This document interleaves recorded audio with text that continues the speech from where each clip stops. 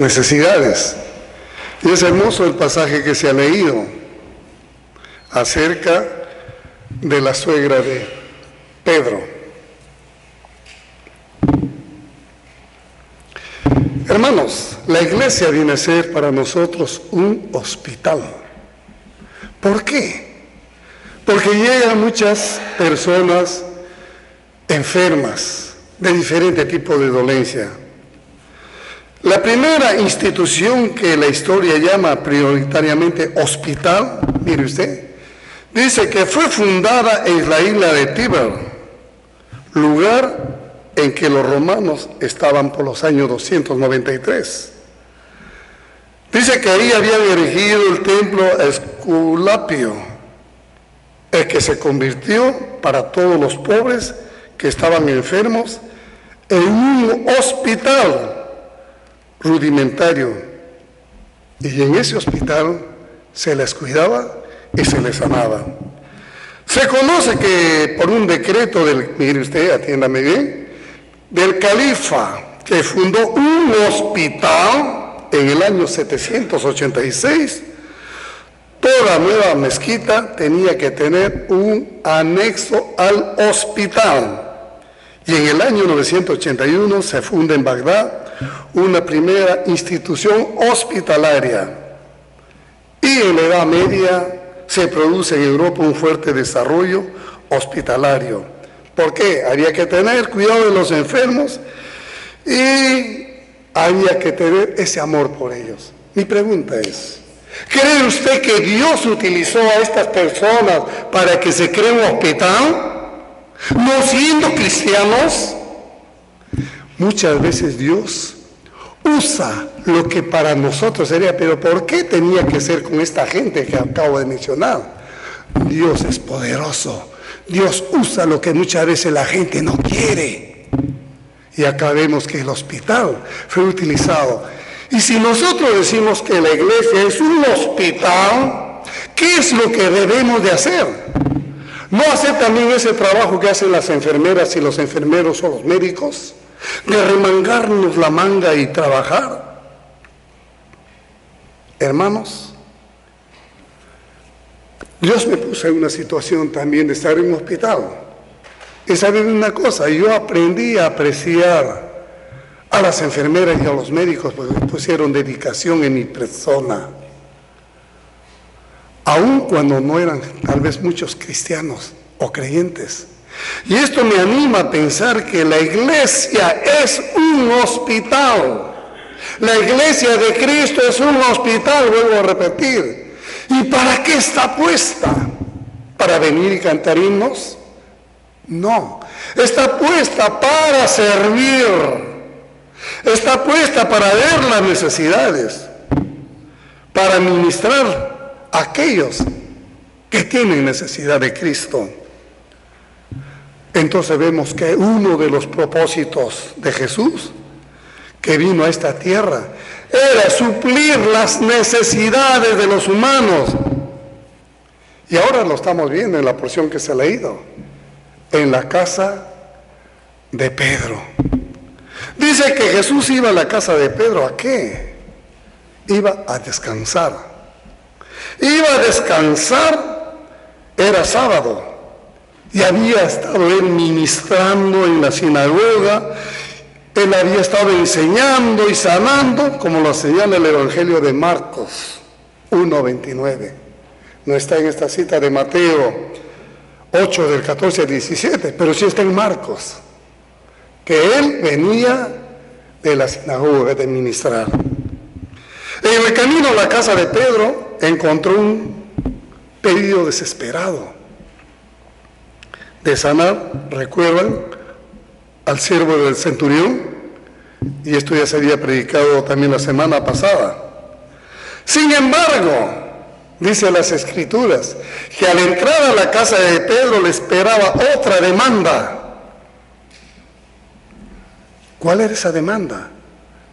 La salud quebrantada de la suegra de Pedro. La salud quebrantada. Entonces acá nosotros notamos varias cosas en este pasaje. Había una mujer enferma En la casa se observa. No había multitud, no había publicidad, no había reconocimiento, simplemente una señora postrada en cama y que estaba enferma. Eso es lo que podemos ver de acuerdo al texto. Fue precisamente el propósito por el cual Jesús vino acá, a la casa de Pedro, a ministrar una necesidad. Qué hermoso es el Señor. ¿Amaba Jesús? Sí. ¿Tenía autoridad? Sí. ¿Tenía poder? Sí. ¿Podía ayudar? También que sí. Hermanos, los individuos y las familias eran importantes para Jesús. Eran tan importantes como las multitudes que lo acompañaban a Él.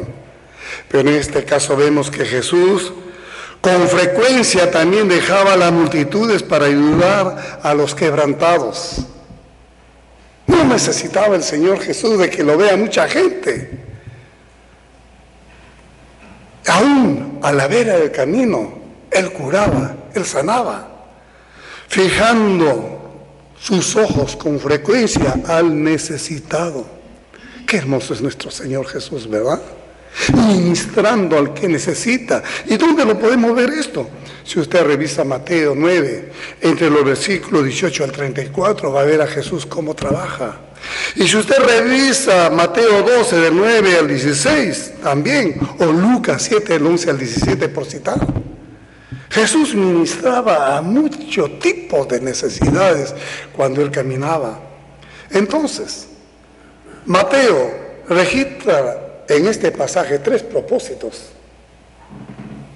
Uno, podemos decir que Jesús suple las necesidades de los individuos y de las familias.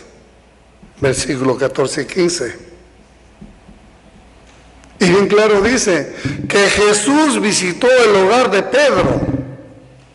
¿Por qué? Porque tenía cuidado, tenía un amor especial por las familias. Ya se ha visto también anteriormente cuando Jesús visitaba también a Marta y María, amigo de Lázaro. Tenía esa cualidad el Señor de estar con su gente, con sus amigos. Y acá en este pasaje vemos. Y note las personas involucradas en este hogar cuando Él llega. El esposo, Pedro. La esposa de Pedro, no se dice el nombre. La suegra de Pedro, tampoco se dice el nombre. El cuñado de Pedro, que era Andrés. Los amigos, Santiago y Juan, estaban también ahí. ¿Y dónde lo podemos ver? Lo podemos ver en Marcos 1, 29. Entonces, cuando vemos que el Señor Jesús actúa en favor de la familia, en favor del necesitado. Sin embargo, yo me pregunto, ¿quién era la esposa y la suegra de Pedro? Esta es la única vez que se le menciona. Después, en las Escrituras, cuando vemos, no se habla más de ella, de la suegra. Esta es la única vez. Amados hermanos, ellos representan a quienes entonces, cuando hablamos que no están los nombres de ellos. Representan a los creyentes silenciosos, a esos creyentes desconocidos, muchas veces, que a veces pueden estar tras bambalinas, pueden estar al otro lado, pero que para los ojos de Dios son importantes, aun cuando no están en una multitud. Tal vez para nosotros estos creyentes pueden pasar desapercibidos, pero para el Señor no pasa ninguno de ellos desapercibido. ¿Por qué? Es que estos, por decir estos hermanos, no pasan desapercibidos, porque sirven para el ministerio. Sirven para el ministerio. La familia y su entorno es muy especial en el ministerio de Jesús. Y Él lo sabía. Porque si nosotros leemos la porción, dice que sana la suegra de Pedro, inmediatamente, ¿qué hizo ella? Se recostó en la cama. Dice la porción que ella servía. Dice el pasaje que Jesús se le acercó, mire usted, la tomó de la mano y la levantó, versículo 31. Lo que cautivó la atención de Jesús al entrar a la casa de Pedro fue más que nada ver a la suegra de Pedro postrada en la cama con fiebre. La vio necesitada, la vio desvalida. La vio como cuando usted visita a un amigo enfermo, tal vez triste, tal vez agobiado, tal vez sin ánimo de sonreír, sin ánimo de hablar. Y Cristo, cuando entra, vio ese cuadro. Amados hermanos, esta necesidad le llamó la atención a Jesús. Mire usted, que al tocarla, ¿qué es lo que Él manifiesta? Primeramente su amor, manifiesta su misericordia, manifiesta su calidez, manifiesta su ternura, manifiesta lo que debe ser un amigo. Tú no estás solo, me tienes a mí, y poder levantar. ¿Cuántas veces nosotros levantamos a un hermano que está enfermo? Tal vez con una llamada, tal vez visitando al hospital donde se encuentra. Es hermoso, hermanos. Yo doy gracias a Dios por muchos de ustedes. Tal vez unos me han llamado, tal vez otros me han visitado, pero qué hermoso era leer y ver esa palabra que me decían: te amo, hermano, te quiero, estoy preocupado por tu salud. Eso que usted hace, lo hacía Cristo. Y eso que Cristo lo hacía, ¿dónde lo aprendió usted? Lo aprendió en las Santas Escrituras, porque también usted tiene ternura, tiene amor por su hermano. Bendito sea el Señor. Este poder es la infusión de la verdad, de la seguridad que manifiesta el Hijo de Dios. Que cuando nosotros también le pedimos en oración y le decimos: Señor, sáname, Señor, dejo mi vida en tus manos, solamente ayúdame. Hay un tiempo precioso para el Señor, para poder tocarnos, para poder levantarnos, para poder usarnos, amado hermano. Y esto lo hizo con la suegra de Pedro. Qué hermoso es ver que esta mujer, dice, se levantó e inmediatamente comenzó a servir al Señor. Había estado enferma con fiebre. Había podido ella levantarse, podía haber estado ella débil, pero sin embargo dice que la sirvió. Hermanos, quiero repetir nuevamente: la iglesia de Cristo es un hospital y debe seguir el ejemplo. Nosotros tenemos que servir todo el tiempo al necesitado, como lo hizo Jesús. Debemos de suplir las necesidades como lo hacen los médicos, como lo hacen las enfermeras, dándose a la gente. Eso es lo que yo aprendí estando en un hospital. ¿Cómo se daban estas personas las 24 horas? Sirviendo al paciente con mucho amor, con mucha dedicación, con mucha entrega y dando su tiempo. Yo doy gracias a Dios que en medio del dolor pude ver el amor y la disposición de estas enfermeras. Tal es así que a una le dije: Dios me ha puesto esta noche de dolor un ángel, y ese ángel eres tú. Palabras que me podían salir de lo más profundo de mi ser, porque veía la abnegación, el cariño, amados hermanos. Pero por otro lado, yo quiero hacerles una pregunta.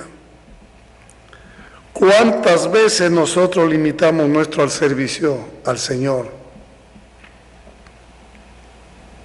Y podemos buscar respuestas. Limito mi servicio al Señor porque no tengo tiempo. Limito mi servicio al Señor porque yo estoy enfermo. Limito mi servicio al Señor porque yo no lo conozco, fulano de tal. No hay necesidad de conocer a fulano de tal. Es el amor y la misericordia del Señor que nos lleva a ser iglesia, a ser hospital. Usted es una iglesia, amada hermana, amado hermano. Y si es una iglesia, también tiene que aprender a servir. Qué lección para nosotros el servir como lo hizo Cristo y como lo hacen estas personas en los hospitales. Hermanos, cuando Jesús nos toca, ¿qué es lo que tenemos que hacer? Levantarnos inmediatamente y servir. No ser servidos, no que le sirvan. Si Jesús lo tocó a usted, usted está apto para servirlo todo el tiempo, en toda circunstancia. Cuando Jesús nos toca, no es para que nos sintamos importantes tampoco, sino útiles a su causa. Entonces es tiempo que nosotros nos levantemos y comencemos a ministrar a otros que sí tienen necesidad de conocer a Cristo. La suegra de Pedro había sido, sí, favorecida con el poder de Jesús para poder levantarse y para poder servirle. Punto 2. Jesús suple las necesidades de las multitudes. ¿Por qué? Dice, y cuando llegó la noche trajeron a él muchos endemoniados, mire, y sanó a todos los enfermos. No es que él decía, ahora estoy descansando, déjenme a mí, esto lo hago mañana. Enfrentó situaciones complejas de todo tipo de enfermedades, Cristo. Enfermedades físicas y enfermedades del alma. Todos los casos de posesión demoníaca, él enfrentó. Jesús trató con estas personas, involucradas incluso en posesión de demonios, que los controlaban por completo, su cuerpo, y que eran víctimas. ¿Dónde lo podemos ver eso? Si usted revisa Marcos 5:59, en forma, o personas que estaban con trastornos mentales, o tal vez personas con violencia, gente agresiva, lo podemos ver en Lucas 8:29, o personas endemoniadas, Marcos 9 del 17 al 22, y todo ese tipo de personas Jesús enfrentó. Si lee detenidamente los evangelios o la porción, va a ver que Jesús no corrió de ninguna de ellas, a todas las atendió, y lo atendió con mucho amor. Hermanos, este fue el segundo propósito de Jesús: suplir las necesidades de las multitudes. No interesaba qué tipo de enfermedad podían tener, pero Cristo vino a suplir las necesidades de las multitudes, así como vino a suplir tu necesidad y mi necesidad.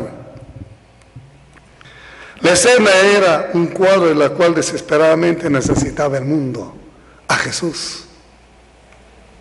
El mundo dice que estaba en tinieblas. Y Dios eterno tuvo que mandar a Cristo a sanar, a restituir este mundo que estaba perdido. Bien clara es la porción, que Él vino por los que estaban perdidos. Y la palabra de Dios dice, porque el Hijo del Hombre vino a buscar y a salvar lo que se había perdido. Lucas 19:10. A eso vino Cristo. A este mundo, a servir, a levantarlos para la gloria de Dios. Y lo hermoso de todo, que dice que Él vino por los que están enfermos, Él vino por los que necesitan de médico. ¿Usted necesita de Jesús? ¿Usted tiene alguna dolencia o está completamente sano y no necesita de Jesús? Yo necesito de Jesús todos los días de mi vida. Todos los días de mi vida. Amado hermano, como el Hijo del Hombre no vino para ser servido, dice, sino para servir y para dar su vida en rescate por muchos, por ti, por mí. Vino a servir. Y si nosotros somos creyentes, somos seguidores de Cristo, ¿cuál es nuestro trabajo? ¿No es el mismo de servir todo el tiempo? Hermanos, Él vino por todos aquellos que vendrían. Dice Mateo 11:28. Venid a mí todos que están trabajados y cargados y os haré descansar. Qué hermoso es nuestro Señor, que nos da esa invitación. No rechaza a nadie, porque Dios es amor. Sanó a todos mientras hubo una persona que necesitaba, Él ayudaba. Su poder de Jesús podía echar fuera los espíritus malos, los demonios, y lo demostró siempre. Demostró tener poder sobre Satanás, de poder vencerlo, de destruirlo. Tuvo el poder de vencer la muerte y resucitar con poder para que tú y yo un día tengamos vida y vida en abundancia. Tercero, de acuerdo a este pasaje, Jesús prueba su naturaleza mesiánica, versículo 17. Dice bien claro, para que se cumpliera lo que fue dicho por medio del profeta Isaías cuando dijo, Él mismo tomó nuestras flaquezas y llevó nuestras enfermedades. Hermanos, este es el tercer propósito, probar su naturaleza mesiánica. Entonces vemos que su ministerio fue el cumplimiento de las Escrituras, el cumplimiento de la predicación del Mesías que está en Isaías 53, los versículos 3 y 4. Acá Mateo estaba citando aquel pasaje dicho. Se ve claramente en él que Cristo es el siervo ideal de Dios. Es decir, no solamente sanó nuestras enfermedades como cualquier otro ministro o ministerio, sino que Él mismo cargó nuestras dolencias y llevó nuestras enfermedades de una manera que jamás tú ni yo lo vamos a entender. Y Cristo sigue haciendo ese trabajo el día de hoy a través de la presencia del Señor Espíritu Santo. Hermanos, tenemos que ser agradecidos con nuestro amado Padre Celestial. Primeramente porque Él cargó en una forma simple, pero descriptiva de ilustrar. Llevó nuestros pecados, muriendo en la cruz. Llevó nuestro pecado por nosotros en su cuerpo, sobre el madero, dice la palabra. Primera de Pedro 2:24 lo dice bien claro. Y lo refuta una vez más Isaías 53, 4, 5. Se están cumpliendo prácticamente la profecía de que Cristo es el Mesías. ¿Cómo no ser agradecidos con Dios? ¿Cómo no ser agradecidos, hermano? Si llevó nuestros pecados quitándolo de nosotros, lo removió, lo sacó de encima nuestro y echándolo, dice, ¿dónde? A la profundidad de los mares, y no más se acuerda Él. No más se acuerda que nosotros somos pecadores. No más, ni sacando, ¿te acuerdas que hiciste esto? Porque nosotros tenemos la tendencia que cuando perdonamos, hay veces anotamos en una libretita negra, me la hiciste, ¿no? Te perdono, pero no la olvido. Pero Cristo no hizo eso. Fondeó en las profundidades del mar nuestros pecados. Quiero concluir. Tanto la cura física como la victoria última sobre la muerte están garantizadas. ¿Qué cosa? La expiación de Cristo. Y nosotros vamos a poder tener, hermano, el privilegio un día de verlo cara a cara, de verlo con cuerpo glorificado. Ya hemos visto cada vez que tomamos la Santa Cena, Él nos anima a partir el pan y tomar la copa que representa su cuerpo y su sangre derramada, y dice esto, hacerlo en memoria mía hasta que yo venga, porque el día que estemos en la presencia de Él va a ser hermoso. Y existe entonces una sola provisión segura para la necesidad del alma. ¿Quién es esa necesidad para ti? Jesucristo, el Rey, el Señor de señores. Hermanos, no nos olvidemos y enseñemos a aquellos que no conocen al Señor que Cristo es el camino. ¿Qué más? Que Cristo es la verdad, que Cristo es la vida, como lo declara su palabra en Juan 14:6. Y cuando venimos a Él, conoceremos el consuelo, conoceremos el sostén que necesitamos para transmitir la vida, pero sirviendo. Si Cristo está contigo, si Cristo está conmigo, mi trabajo debe ser de servirlo todo el tiempo. Servirlo, amado hermano. Y nuestro ministerio debe ser entonces igual al de Cristo. Ser lo que hacen los médicos, lo que hacen las enfermeras, ser un hospital. Y esa es la iglesia. Al salir de este recinto y al haber meditado en la porción esta de la suegra de Pedro, que estuvo enfermo, que nos ayude también el Señor a que nos toque, nos levante y salgamos a servir. Amado Dios, te queremos dar gracias por tu palabra. Tu ministerio fue el cumplimiento de las Escrituras, Padre, que se predecían en Isaías. Gracias, Padre, porque tú fuiste el siervo sufriente, el siervo ideal de Dios. Y te pido, Padre, en esta hora que sigas sanando las enfermedades del alma. Te doy gracias, Señor, porque ya tú, al morir en la cruz, nos redimiste del pecado de muerte eterna. Solamente te pido, Padre, en esta hora por la iglesia, por cada uno de mis hermanos, que entendamos esta verdad, Padre, que la iglesia es un hospital donde van a venir muchas personas enfermas del alma, con X dolencias.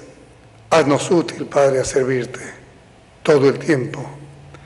Te alabamos y te bendecimos, Señor, en esta hora, en nombre de Jesús. Amén.